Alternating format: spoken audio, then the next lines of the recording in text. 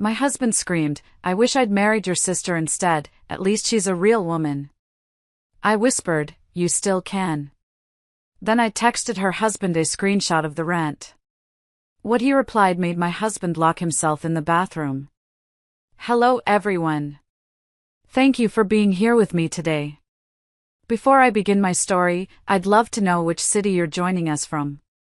Please feel free to share in the comments. Now, let me take you into this story. My name is Judith. Walter and I had been married for 4 years.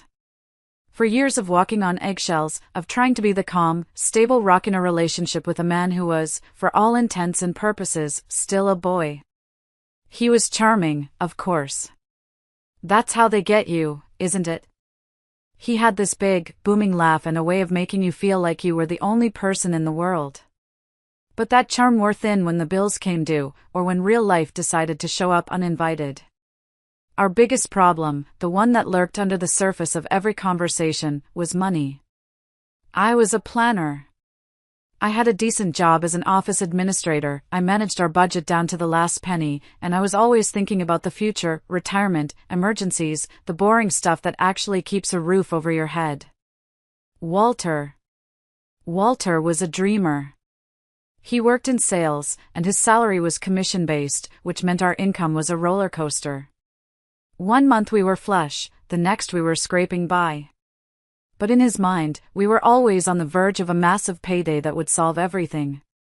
The final argument started, as most of ours did, with a completely avoidable financial issue. The roof over our sunroom had been leaking for months. It started as a small drip, a dark spot on the ceiling that I'd put a bucket under on rainy days. But now, it was a steady trickle. The ceiling was sagging, and the smell of damp was starting to permeate the house. I'd gotten 3 quotes from roofers. The cheapest one was still going to cost us a little over $4,000. It was a lot of money, but it was necessary. I brought it up that Tuesday evening while I was making dinner. I was stirring a pot of chili, the comforting smell filling the kitchen. "Honey," I started, keeping my voice light. "I got the final quote for the roof. It's a bit high, but I think if we move some money from our savings, we can handle it without touching the emergency fund." Walter was scrolling on his phone, barely looking up. I was thinking we could get it done next week, I pressed on. Before the next big rain. He finally looked up, a frown creasing his forehead. "Next week? Judith, you can't be serious. We're supposed to be booking our trip to Cancun." I stopped stirring. My hand froze midair. "What trip to Cancun? We talked about maybe going somewhere next year, if you hit your sales targets."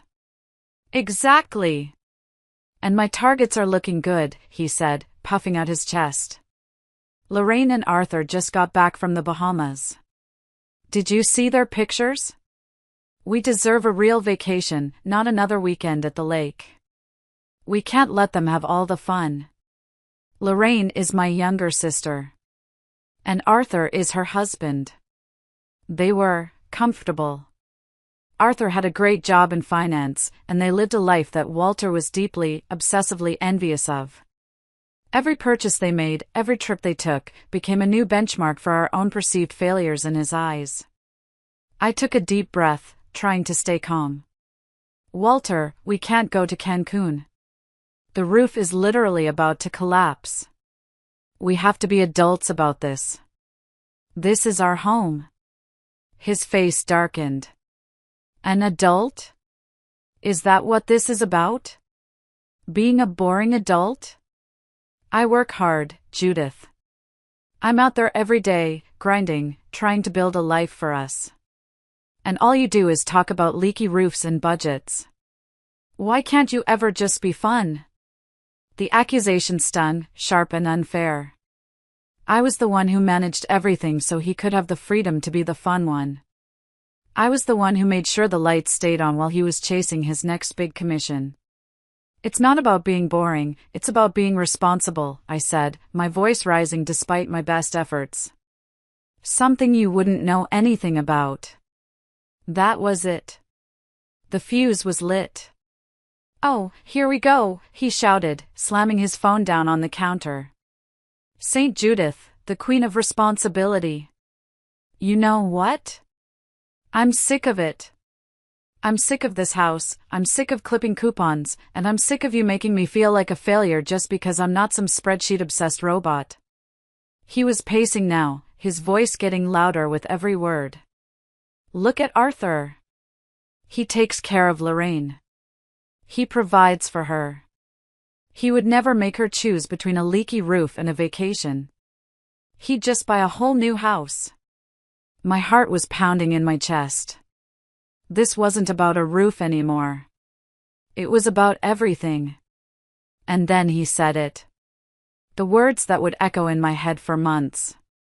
He stopped pacing, turned to face me, his face red with rage, and screamed, "You know what?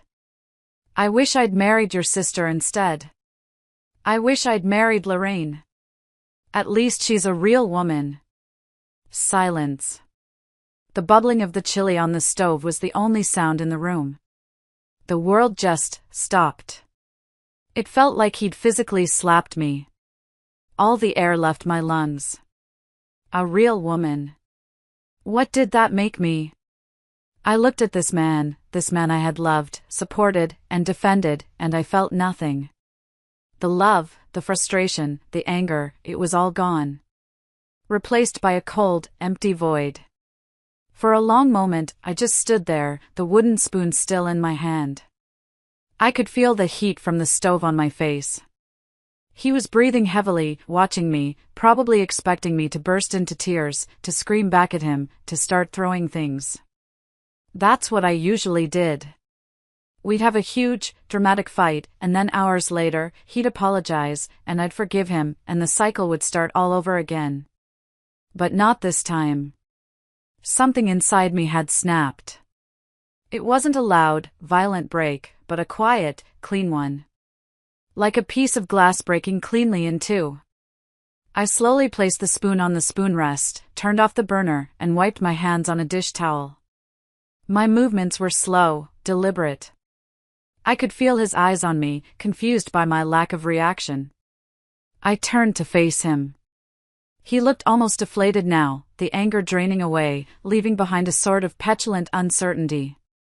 He was waiting for his cue, for me to tell him what happened next. I looked him straight in the eye, and in a voice that was barely a whisper, a voice I didn't even recognize as my own, I said, "You still can." His brow furrowed. "What?" "You still can," I repeated, a little louder this time. "You can marry Lorraine. I won't stop you." He let out a short, incredulous laugh. "What are you talking about, Judith? Don't be so dramatic." But I wasn't being dramatic. For the first time in years, I was being perfectly, terrifyingly clear. Before he could say another word, I walked past him, pulled my phone from my purse on the counter, and did something petty. Something so incredibly petty, but in that moment, it felt like the most righteous thing I had ever done. Our smart home hub was always listening. It recorded snippets of audio when it heard a command, and sometimes, it recorded more. I opened the app, my fingers moving with a speed and precision that surprised me. And there it was. A short audio file, logged just a minute ago, triggered by the volume of his shouting. I pressed play. "I wish I'd married Lorraine. At least she's a real woman." His voice, tinny and distorted through the phone speaker, filled the silent kitchen. The color drained from his face. "What are you doing?" he stammered. I didn't answer. I took a screenshot of the audio file, a clear record of his words. Then I opened my text messages and found Arthur's name. My thumb hovered over the screen for a second. This was the point of no return. I knew it. A part of me, the old Judith, screamed at me to stop, to delete it, to just go into the bedroom and cry. But the new Judith, the one who had been born in the silence after his words, pressed send. I attached the screenshot and typed a simple message, "Your brother-in-law says he wishes he'd married your wife. Interested?" I hit send. The little blue delivered notification popped up under the message. It was done. I felt a strange sense of calm wash over me. I had just detonated a bomb in the middle of my own life, and all I felt was quiet. Walter was still staring at me, his mouth slightly agape. You didn't. I did, I said, my voice as calm as a frozen lake. He was still trying to process it, still trying to catch up to the reality of what I had just done. He was ranting again, but this time it was different. It was panicked. He's going to think I'm some kind of creep. He's going to tell Lorraine. What were you thinking? You're trying to ruin my life. My life? I said, finally looking up from my phone. You were the one who wished you had a different one, remember? He started pacing again, running his hands through his hair. This is insane. You're insane. Arthur's not even going to believe you.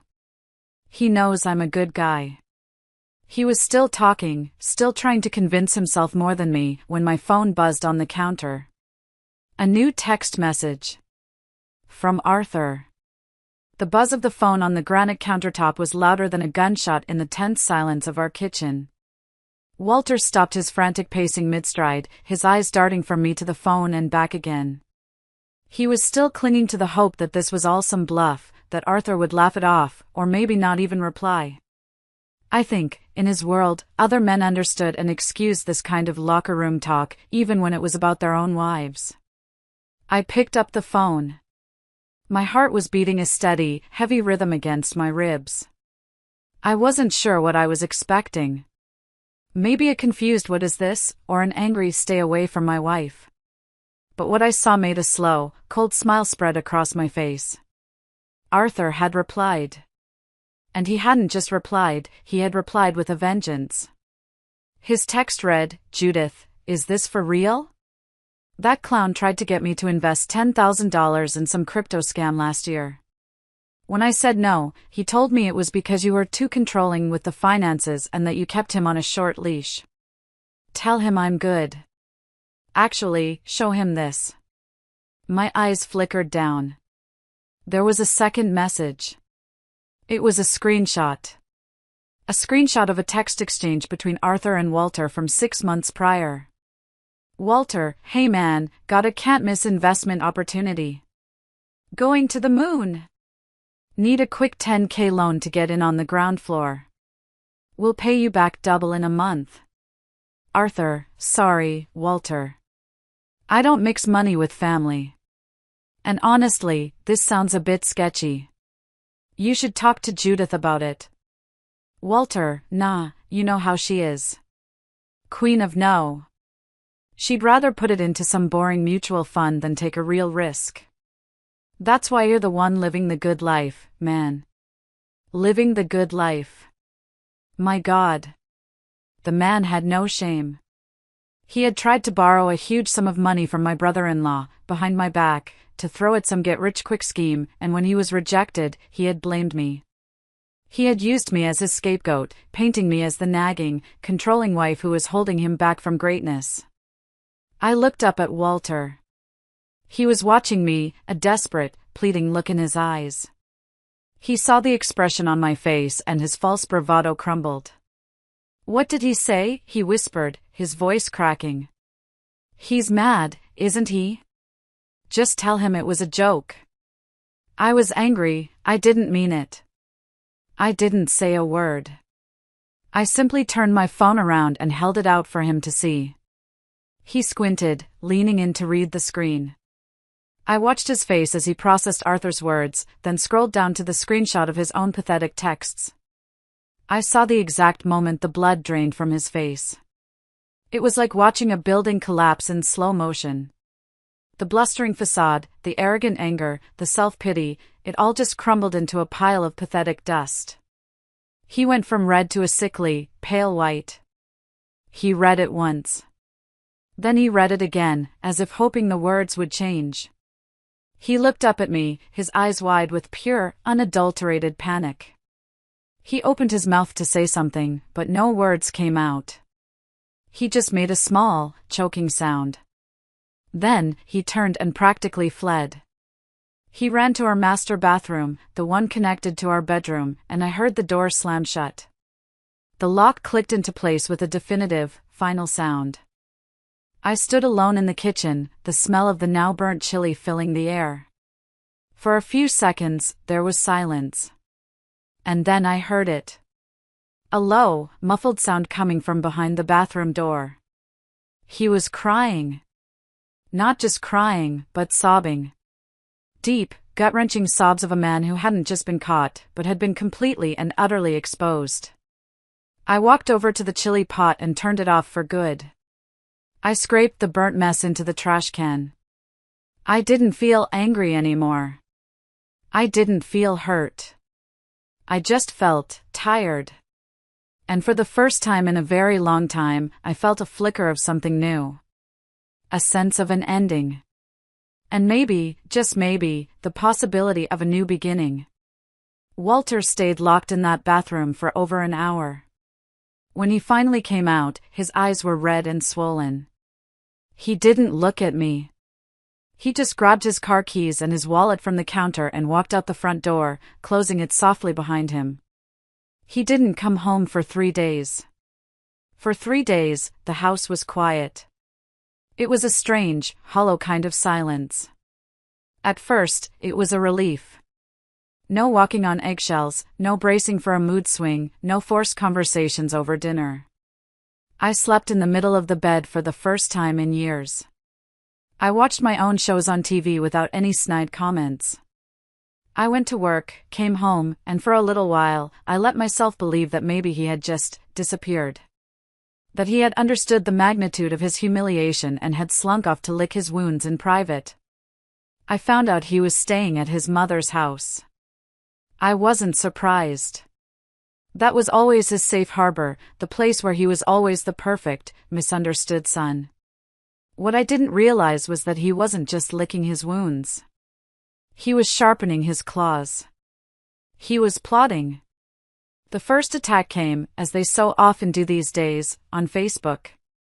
On the third night, I was scrolling through my feed, looking at pictures of my friends' grandchildren, when a post from Walter popped up. It was one of those vague, attention-seeking posts that are designed to make people ask what's wrong without actually saying anything. It read, "Sometimes you don't realize you're in an emotionally abusive relationship until your partner's true colors come out. Using your lowest moments to humiliate you with family is a new kind of low.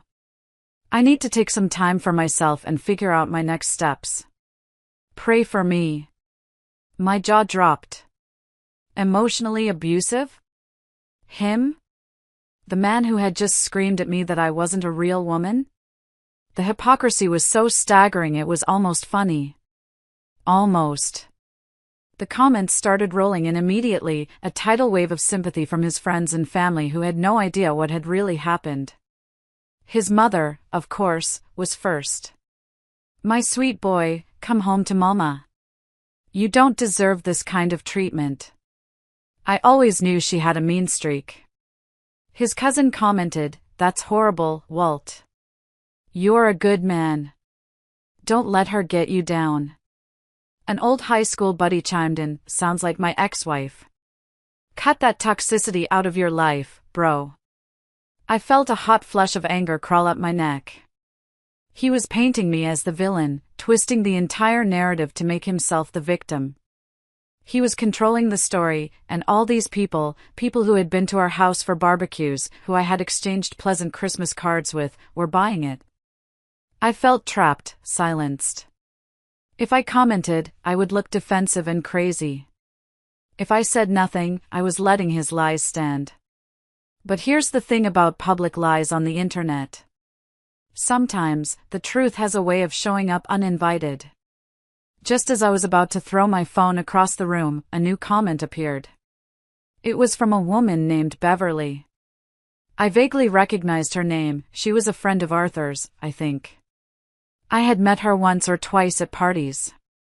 Her comment read, "Wait, is this the same Walter who tried to get my friend to invest in a can't-miss crypto scheme and then blamed his wife when he got turned down? That Walter?" My heart leaped into my throat. It was a direct hit. A torpedo straight into the side of his pity party. The effect was immediate. A couple of people replied to her comment with confused question marks. Walter's cousin asked, "What are you talking about?" The comment stayed up for exactly 4 minutes. I know because I timed it. Then, poof. It was gone. Deleted. But not before I took a screenshot. I was learning. I was finally learning to collect the receipts. But Walter wasn't done. His next move was more subtle, but far more alarming. The next morning, I got a call from my bank. It was a fraud alert.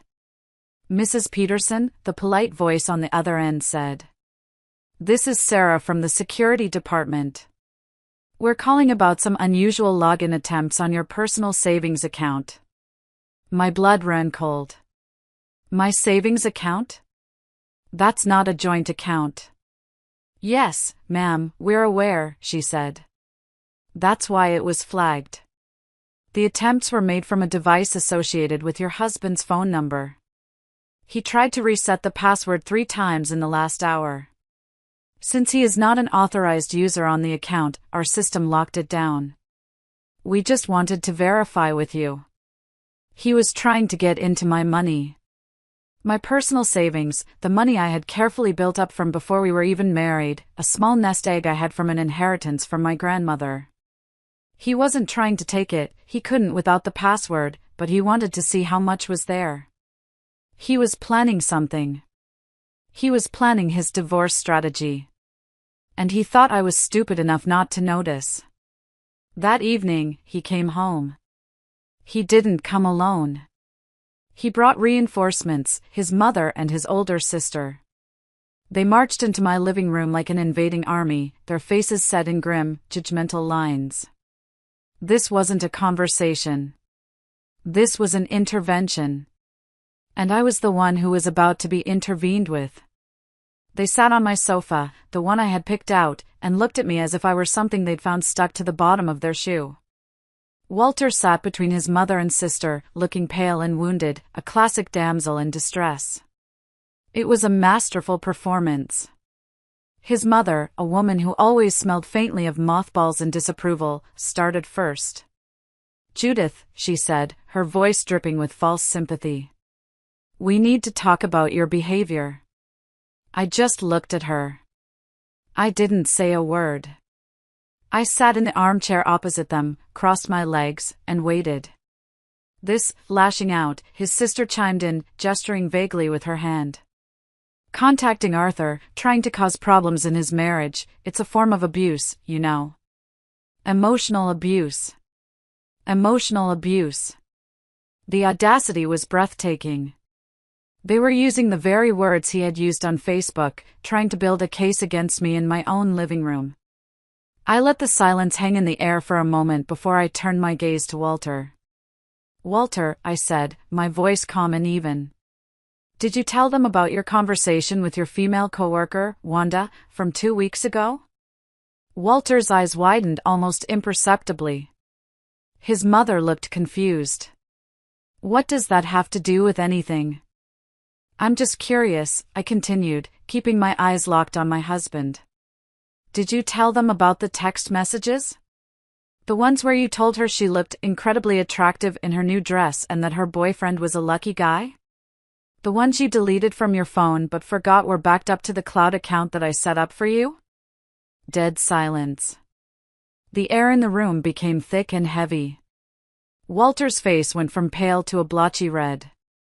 His mother turned to him. "Walter? What is she talking about?" "It was nothing, Mom," he mumbled, refusing to look at me. "It was just a compliment. Judith is twisting things, like she always does." "Am I?" I said, raising an eyebrow. I pulled out my phone. "I also have screenshots of you trying to log into my personal savings account this morning. The one that holds the inheritance money my grandmother left me.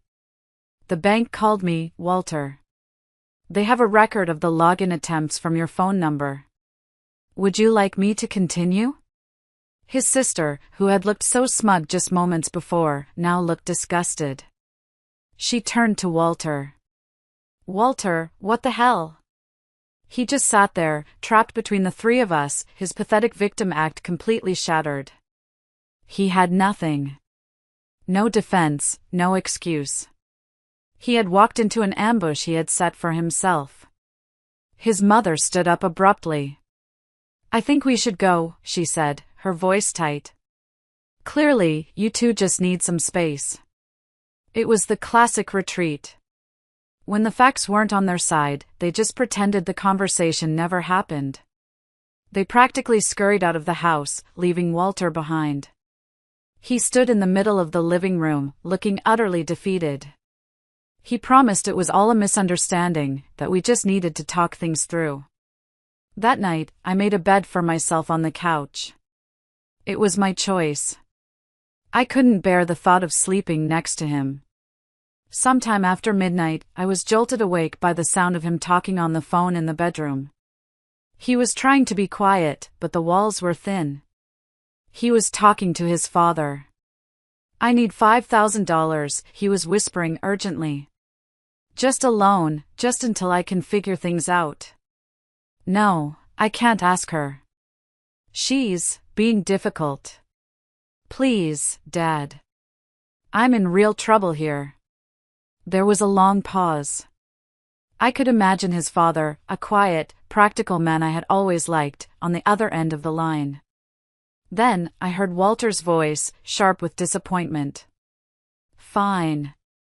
Yeah, okay." He slammed the phone down. He was cut off. His parents, who had stormed in here ready to defend his honor, weren't willing to back him up with actual cash. He was truly on his own. And he was panicking.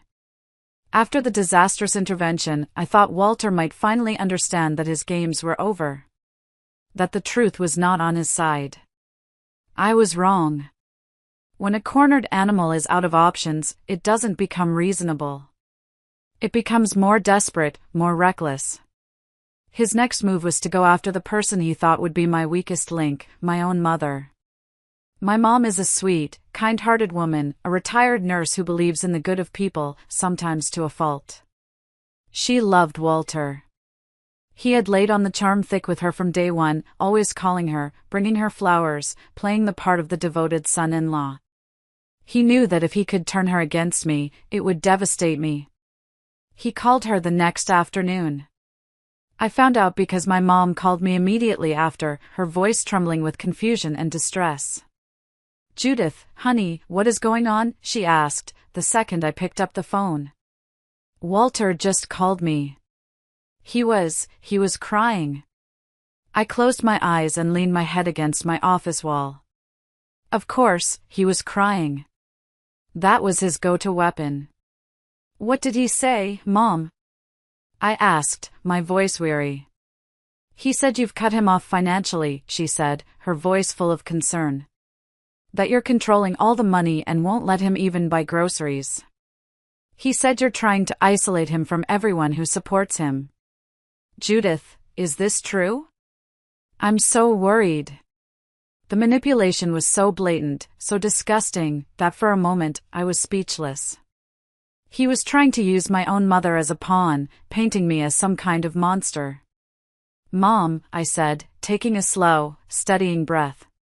"Listen to me very carefully. Walter has his own checking account.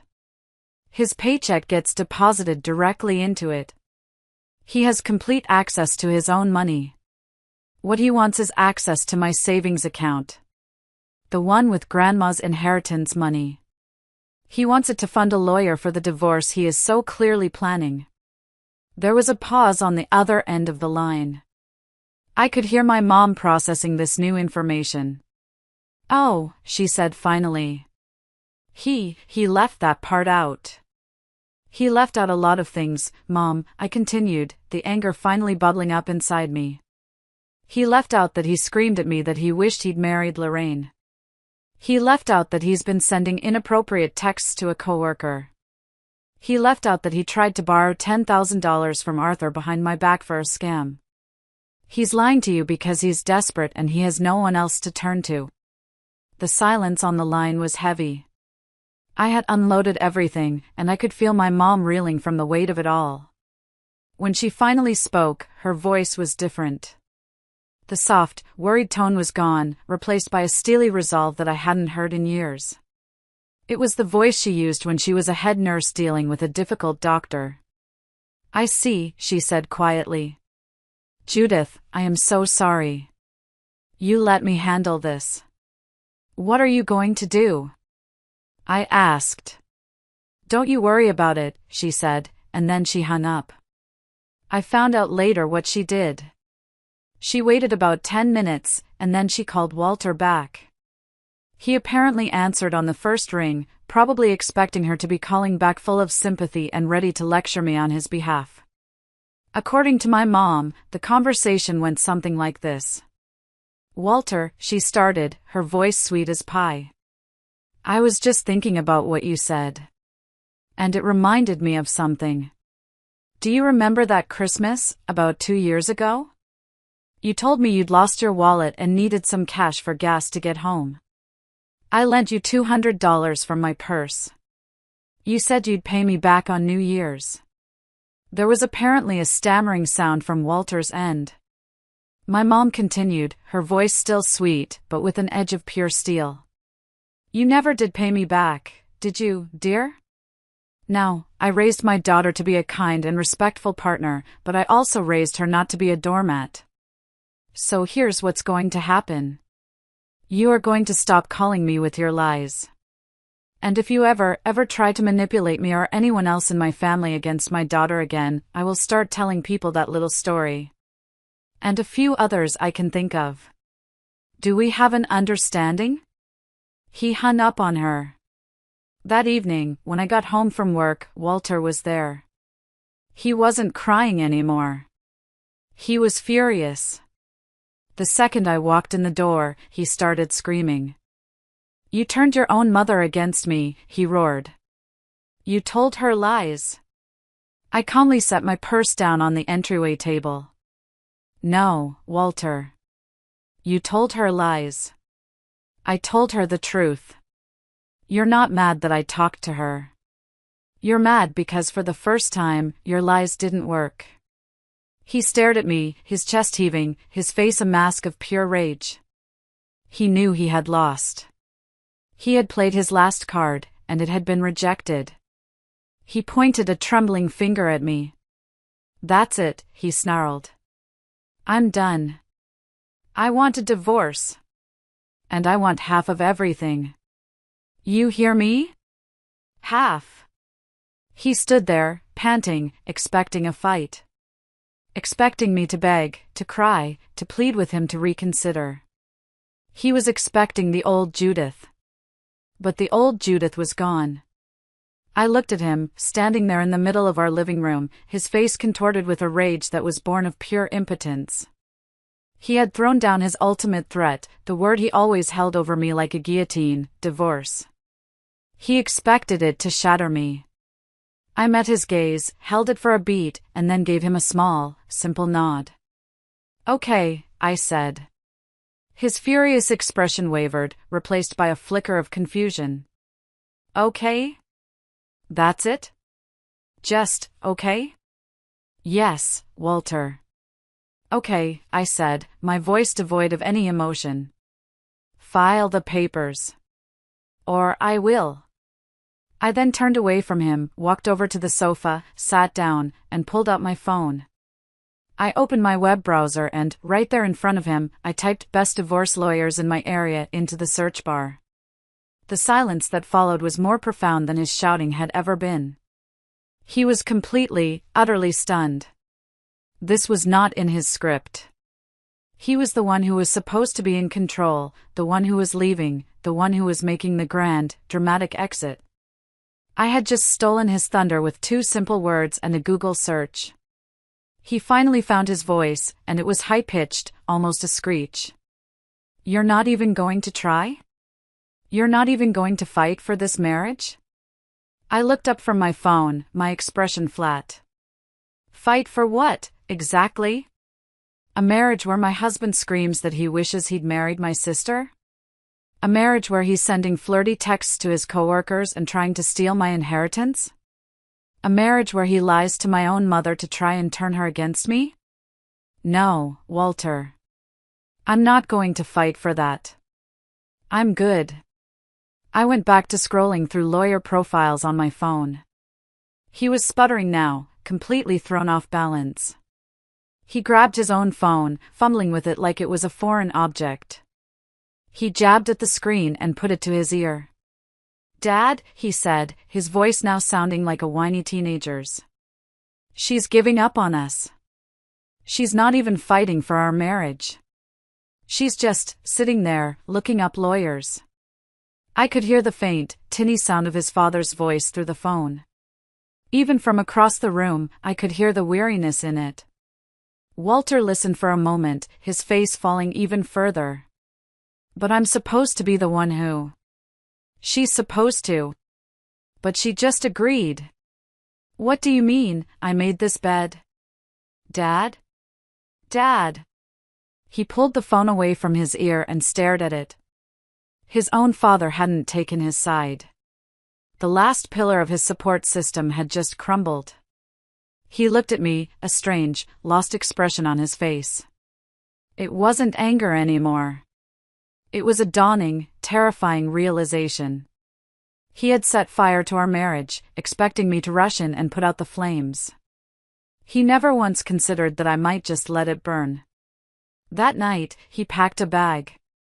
Not just for a few days, but a real bag, with clothes and toiletries. He didn't say where he was going. He didn't say goodbye. He just left, closing the door behind him, and this time, I knew he wasn't coming back. The quiet that descended on the house was no longer hollow. It was peaceful. It was the sound of freedom. The next day, I made an appointment with the first lawyer on that list. Her name was Denise, and she had 5-star reviews. The days after Walter officially moved out were a blur of logistics and paperwork. I met with Denise, the lawyer, and for the first time, I told the entire story, from beginning to end, to a complete stranger. She didn't look shocked or judgmental. She just listened, nodded, and took meticulous notes. When I finished, she looked at me over the top of her glasses and said, "Judith, this man is a textbook narcissist. We are going to be fine. Just keep documenting everything." Meanwhile, Walter was busy crafting a new narrative at his workplace. We worked for different companies in different parts of the city, but we had a few overlapping social circles. He began telling his coworkers that he was going through a messy, painful separation. He painted me as a cold, controlling, and vindictive woman who had kicked him out of his own home for no reason. He was also playing the part of the destitute victim. He started a quiet campaign, telling a few trusted colleagues that I had frozen all his assets and he was struggling to even afford a lawyer. He was trying to set up what he called an escape fund, asking people for small loans to help him get back on his feet. I would have never known about any of this if it weren't for a woman named Miriam. Miriam was a senior accountant at Walter's company, a quiet, no-nonsense woman in her late 50s who I had met a handful of times at company Christmas parties. One afternoon, I received a notification on my LinkedIn profile.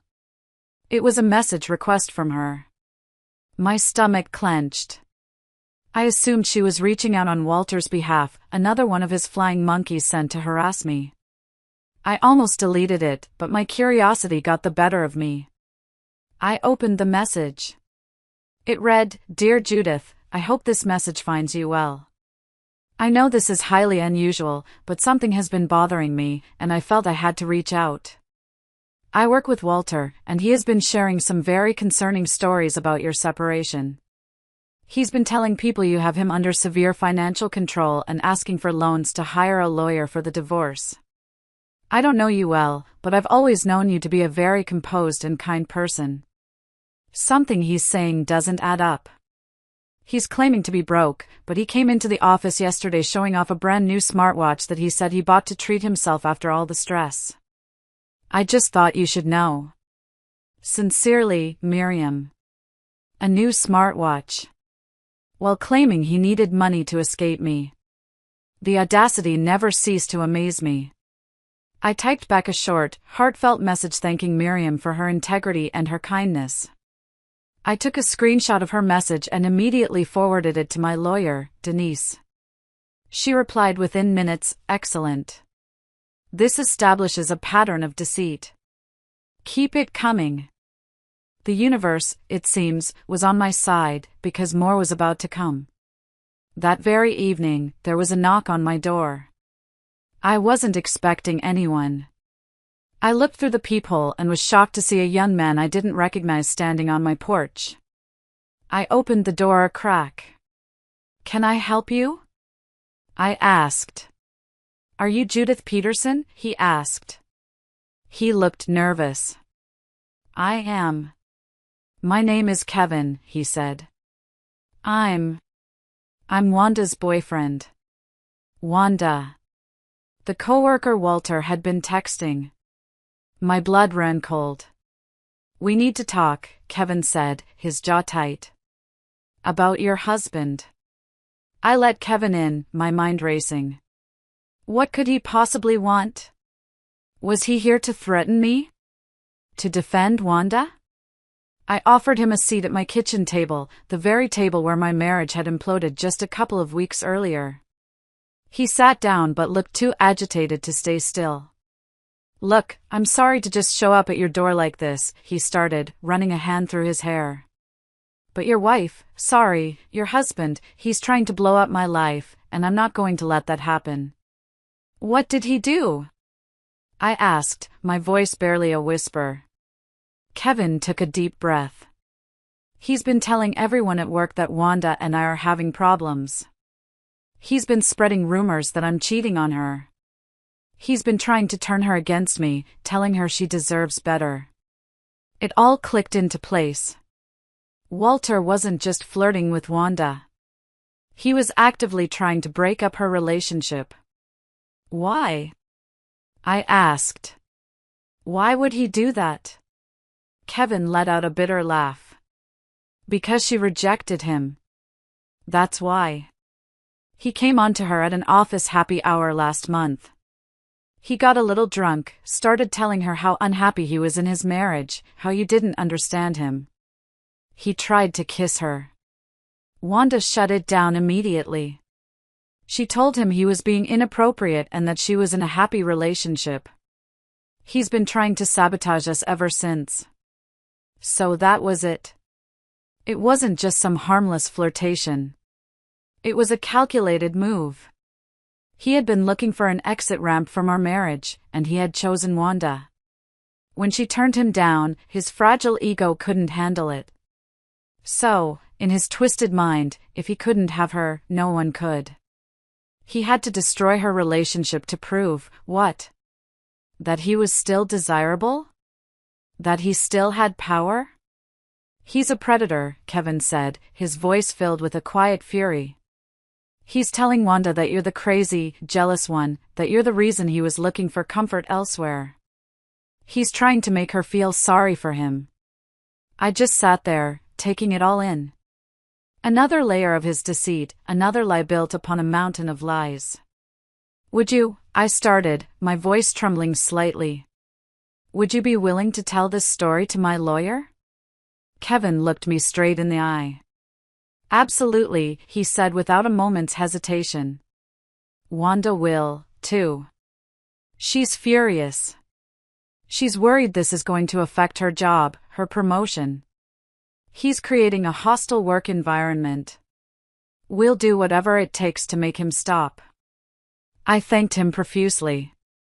After he left, I stood in my silent house and felt a profound sense of clarity. Walter wasn't just a bad husband. He was a bad person. A destructive force that left chaos in his wake. Later that week, Walter showed up at the house, unannounced, saying he needed to pick up some more of his things. I let him in, standing by the door as he went into the bedroom. He came out a few minutes later, not with a box of clothes, but with the small television from our bedroom. What are you doing? I asked. It's my TV, he said defensively. I bought it. You bought it with money from our joint account, Walter. That makes it marital property. Well, I need a TV, he whined. We will divide the assets through our lawyers. Put it back. He got that stubborn, petulant look on his face. You can't tell me what to do anymore, Judith. He started to walk towards the door. I stepped in front of him, blocking his path. Put the TV back. For a second, I saw a flash of the old rage in his eyes. He raised the TV as if he was going to push past me. But instead, in a fit of childish rage, he turned and threw the small television against the living room wall. The screen shattered, a spiderweb of cracks spreading across the dark glass. The plastic casing broke, leaving a black scuff mark on my freshly painted wall. He stood there, breathing heavily, looking at the damage he had caused. I didn't scream. I didn't cry. I simply pulled up my phone, took a picture of the broken TV and the marked-up wall, and said, in the calmest voice I could manage, "Fine. That's coming out of your half." He just stared at me, defeated, and then stormed out of the house, slamming the door behind him. I sent the picture to Denise with a simple caption, "He's escalating." The day of our mandatory mediation session arrived. Walter had hired a lawyer who, according to his own boasting to mutual friends, was a real shark, the best divorce attorney in town. My lawyer, Denise, just chuckled when I told her his name was Lawrence. "Oh, Lawrence," she said with a wry smile. "He's very good at billing his clients. He's not so good at winning when his client has absolutely no case." We met in a sterile conference room in a downtown office building. The mediator was an older woman named Dorothy, with sharp eyes and an expression that suggested she had seen and heard everything. Walter showed up looking like he had just stepped out of a magazine. He was wearing a new, perfectly tailored suit, new shoes, and the new smartwatch Miriam had told me about. He was trying to project an image of success and victimhood all at once. It was a bizarre combination. He sat there, looking mournfully at the table, while his lawyer, Lawrence, did the talking. Lawrence started with a grand speech about Walter's pain and suffering. He spoke of the emotional turmoil and the psychological distress my vindictive actions had caused his client. He then made their opening demand. Walter wanted the house, half of my savings and my 401, and 5 years of alimony to help him maintain the lifestyle he had become accustomed to. I almost laughed out loud. Denise just sat there, listening patiently, a small smile playing on her lips. When Lawrence was finished, Dorothy, the mediator, turned to us. "Ms. Peterson's lawyer, your response?" Denise opened her briefcase and pulled out a slim file folder. "Dorothy," she began, her voice calm and professional. "My client is prepared to offer a clean split. Each party keeps their own premarital assets, their own debts, and their own retirement accounts. We will sell the house and split the equity 50-50. There will be no alimony." Lawrence scoffed. "That's an insulting offer. My client has suffered immense financial hardship due to Ms. Peterson's erratic behavior." "Financial hardship?" Denise said, raising an eyebrow. She pulled a sheaf of papers from her folder. They were credit card statements. "These are your client's credit card statements from the past 3 weeks. He seems to have overcome his hardship enough to spend over $4,000 on a new suit, new shoes, a smartwatch, and several very expensive dinners. All while claiming poverty to his co-workers and asking them for loans." Lawrence's confident expression faltered. He shot a furious glance at Walter, who suddenly looked very small in his expensive new suit. I needed to look professional for these meetings," Walter stammered. Dorothy, the mediator, was not impressed. She looked at Walter over the top of her glasses. "Sir, you are employed full-time, you have no children, and this was a 4-year marriage. What, exactly, is the basis for your alimony claim?" "She emotionally abused me," Walter blurted out, falling back on his favorite line. "How?" Dorothy asked, her voice flat. She contacted my brother-in-law after we had a fight. Silence. Even his own lawyer winced. Denise took that as her cue. She pulled out another set of papers. Speaking of which, she said, her voice turning sharp. We also have sworn statements from 2 of your client's coworkers. One from a Mr. Kevin Johnson, regarding your client's unwanted advances toward his girlfriend, Ms. Wanda Gable, and his subsequent attempts to sabotage their relationship. And another from a Ms. Miriam Gable, regarding your client's false claims about his financial situation and his attempts to solicit loans from colleagues under false pretenses. This behavior, Lawrence, constitutes creating a hostile work environment and could have serious implications for his career, including a potential loss of his promotion. Walter turned white as a sheet. His lawyer looked like he had been punched in the gut. He stared at Walter, his mouth agape. You hit on someone at work and lied about abuse? He hissed under his breath. Lawrence immediately asked for a recess. I could hear their muffled, angry voices from the hallway. To get to this point, to see him finally face the consequences of his actions, has been a long and painful journey. I've had to be stronger than I ever thought I could be. And I know some of you listening might be in a similar situation, feeling trapped and alone. If you're still listening, if my story resonates with you, could you please do me a small favor? Just hit the like button on this video and comment with the number 1 down below. It lets me know that you're out there, that I'm not just talking into the void. It tells me that you're walking this path with me, and honestly, your support means the world. It gives me the strength to keep going. So please, just comment with the number 1 so I know you're here. And now, let me tell you what happened when they came back into that room. When Lawrence and Walter returned to the conference room, their entire demeanor had changed. The arrogance was gone. Lawrence looked exhausted. My client, he said, avoiding eye contact, is willing to reconsider a clean split. No alimony. I felt a wave of relief wash over me. It was almost over. But then, Walter spoke up. No, he said, his voice quiet but stubborn. No. I deserve compensation for my pain and suffering. Dorothy, the mediator, who had been silent up to this point, actually snorted. It was a small, sharp, unprofessional sound, and it was the most beautiful thing I had ever heard. Pain and suffering, she said, looking at Walter with utter disdain. Sir, this is a no-fault divorce state. And even if it wasn't, you're the one who told your wife you wished you'd married her sister. We are done here for today.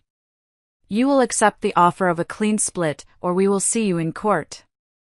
And I promise you, you will not like how that turns out. We left without an agreement, but I knew, and Walter knew, that he had lost. Walter's entitlement, it turned out, knew no bounds. He seemed to believe that if the legal system wouldn't give him what he felt he deserved, he would simply take it through other means. His desperation was escalating, and his actions became more and more reckless. A few days after the disastrous mediation, I was working from home on a Friday. I was on a conference call in my home office when I heard a noise from the living room. It sounded like something heavy being scraped across the floor. I excused myself from the call, put my phone on mute, and tiptoed out of the office.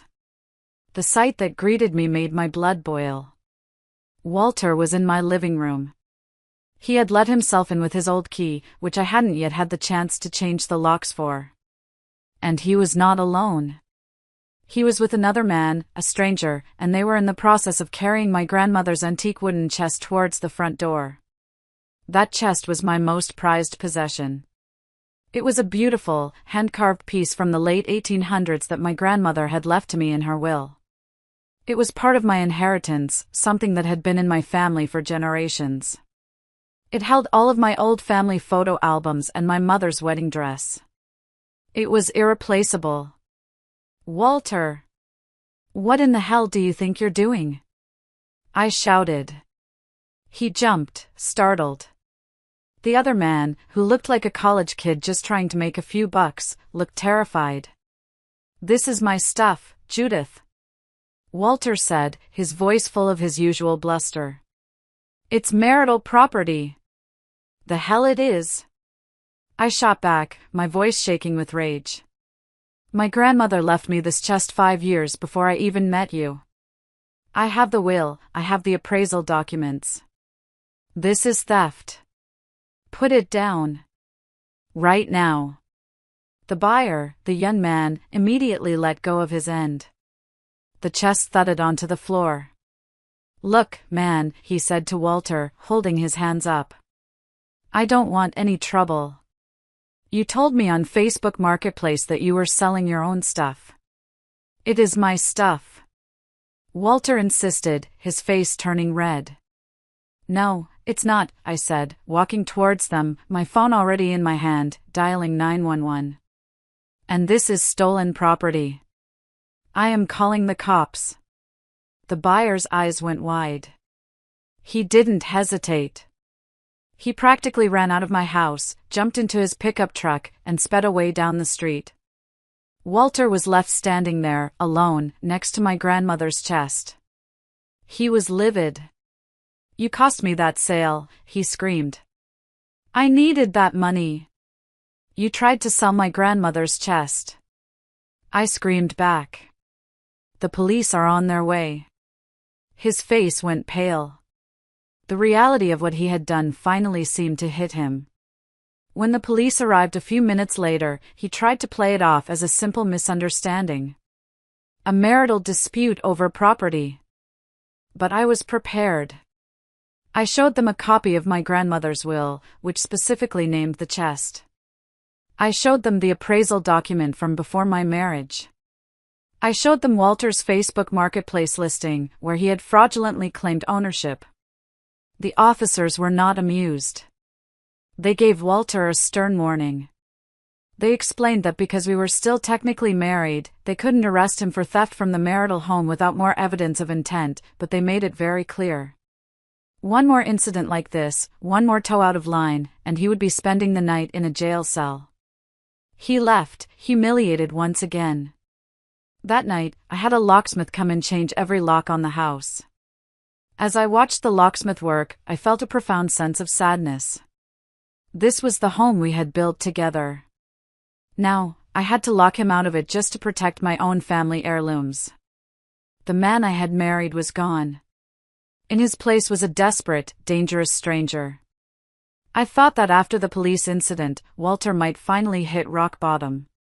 That the threat of actual criminal charges would be enough to make him stop his insane campaign of harassment and self-destruction. Once again, I had underestimated his capacity for making things worse. About a week later, my sister Lorraine called me late at night. Her voice was a mixture of disgust and alarm. Judith, you are not going to believe this, she said, without even a hello. What's wrong?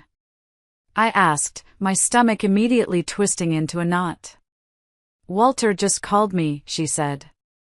He's drunk. I mean, really drunk. Slurring his words, talking nonsense. My heart sank. Oh, God. What did he want? He started off by telling me how sorry he was for everything, Lorraine said, her voice dripping with sarcasm. How he had messed up the best thing in his life. For a second, I actually thought he was talking about you. He wasn't, was he? I asked, already knowing the answer. Nope, she confirmed. He started going on and on about me. About how he's always had a special connection with me. How he thinks about me all the time. Judith, it was disgusting.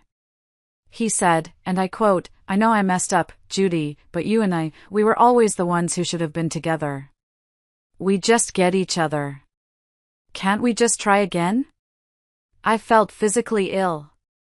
He was drunk dialing my sister, the woman at the center of our marriage's implosion, and hitting on her. The lack of self-awareness, the sheer, unmitigated gall of it, was astonishing. What did you say? I asked.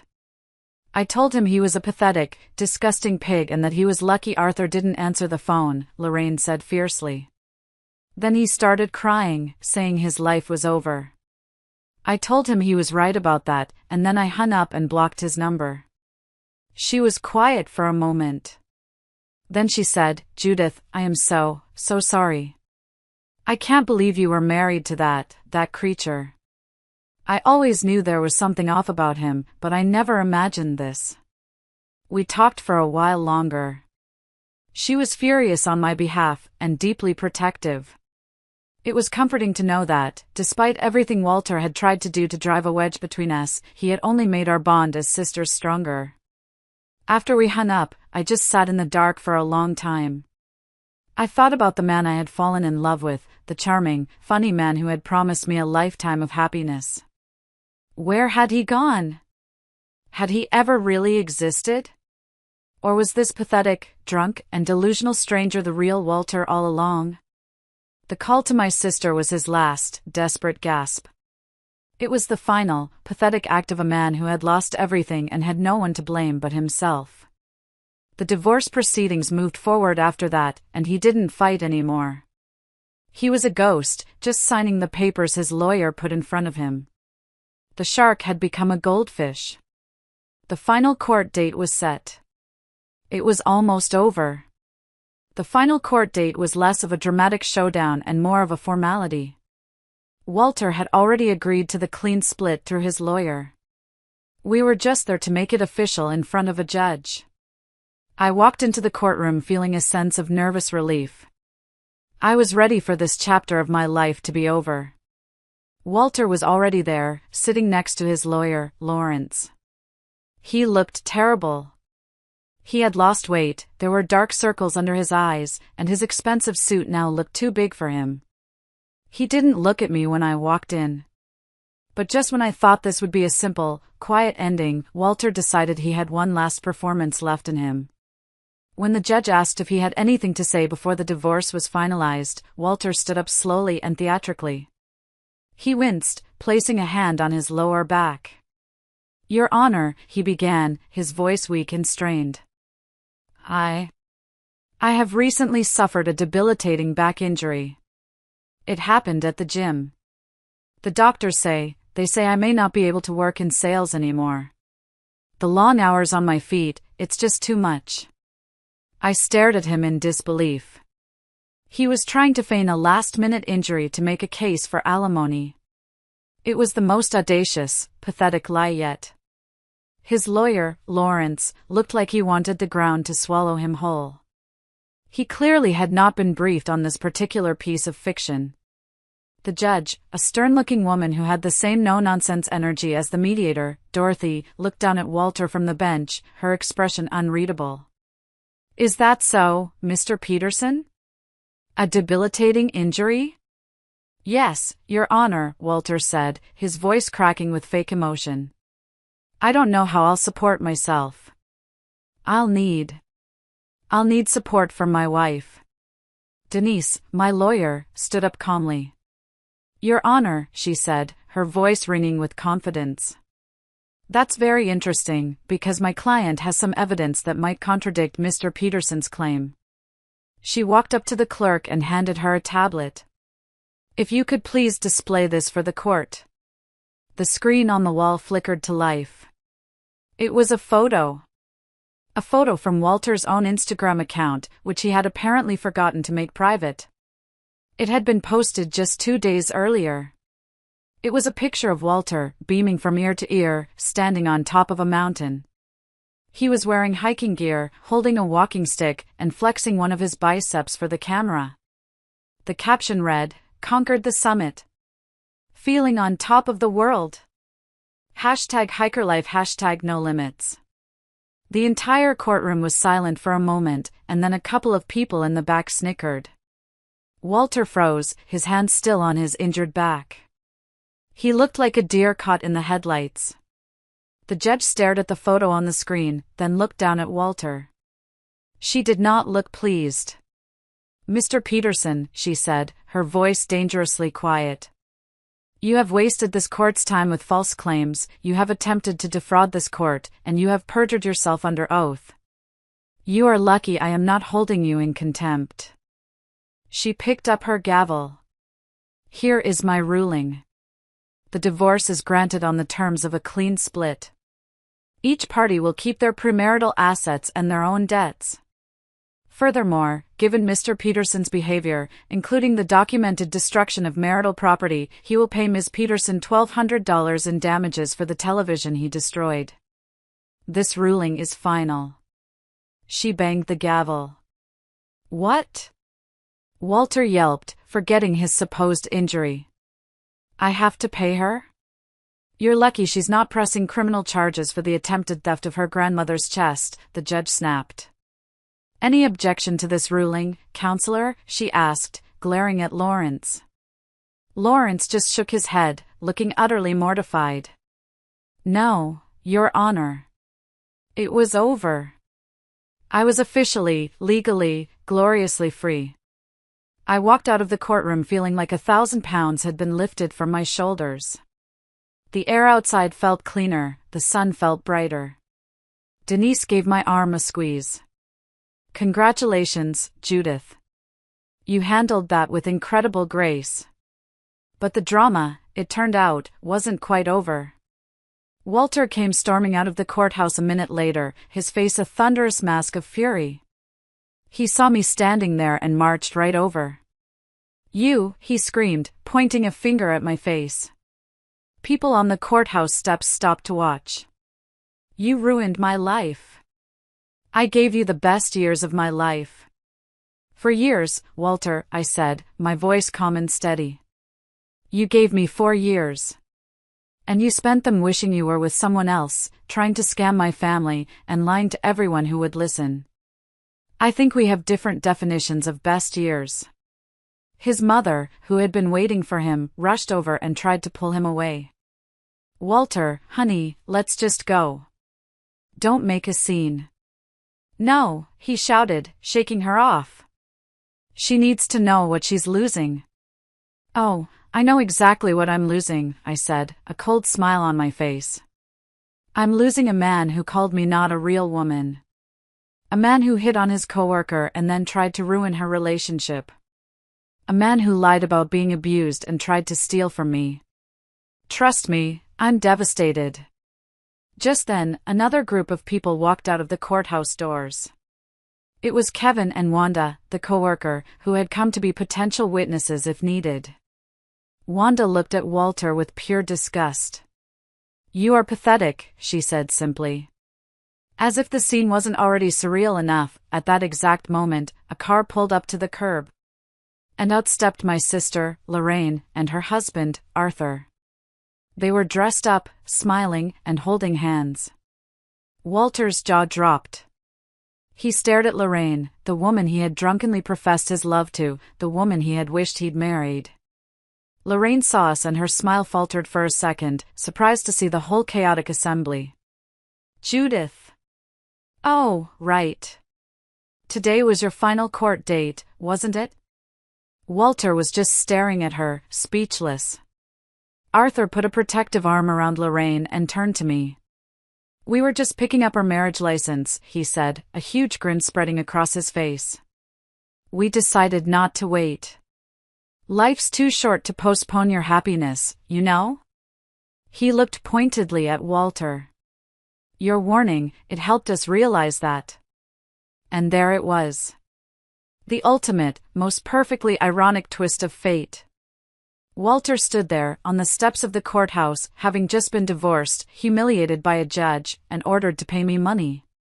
And he had to stand there and watch the woman he had thrown his entire life away for, his fantasy woman, walk away hand in hand with her husband to start their own happy marriage. He didn't even cry. He didn't scream. He just stood there, his face a blank mask of shock, as he watched his fantasy literally walk away from him. His mother finally managed to drag him to her car. As they drove away, I didn't feel hatred or anger. I just felt pity. And an overwhelming sense of relief. The months that followed the divorce were like waking up from a long, feverish dream. The house was quiet, but it was a good quiet. It was my quiet. I repainted the wall where the TV had hit. I rearranged the furniture. I slowly, piece by piece, reclaimed my space and my life. The fallout from Walter's actions was swift. He was fired from his job. Wanda and Kevin, along with several other colleagues who had witnessed his behavior, filed formal complaints with HR. The investigation uncovered his pattern of lies, his attempts to solicit loans, and his harassment of Wanda. The promotion he was so sure he was getting vanished, and so did his job. The last I heard, he had moved back into his mother's basement. Lorraine and Arthur got married in a beautiful, small ceremony. They seem incredibly happy. Walter's antics, ironically, only solidified their relationship and made them realize they didn't want to waste another minute. As for me, I started doing things I hadn't done in years. I started therapy, which was one of the best decisions I ever made. It helped me unpack the years of emotional manipulation and rebuild my self-esteem. It helped me understand that none of it was my fault. I joined a hiking group and discovered a love for the outdoors I never knew I had. I started seeing my friends again, laughing until my sides hurt, something I hadn't done in a very long time. Last week, I even went on a date. His name is Gregory. He's a kind, funny man with a gentle smile, a retired history professor who loves old movies as much as I do. I found myself telling him the whole crazy story, and I was worried it would scare him off. But he just listened intently, and when I was finished, he laughed. He reached across the table and patted my hand. "Well," he said, a twinkle in his eye. "At least my ex-wife just stole my Netflix password." I laughed. A real, genuine, from-the-belly laugh. Yesterday, I got a text from an unknown number. It read, "Judith, I'm sorry. Can we talk?" I knew it was him. For a second, a flicker of the old me wanted to reply, to ask him what he could possibly have to say. But then I thought about everything that had happened. The lies, the humiliation, the pain. I typed back a single word, "No." Then I blocked the number. I don't regret texting Arthur that day. Not for a second. Walter's fantasy about my sister was a cancer in our marriage. His response was the surgery that cut it out. Walter had every chance to be a good man, a good husband. He could have been honest about being unhappy. We could have divorced amicably. But instead, he chose cruelty, deceit, and manipulation.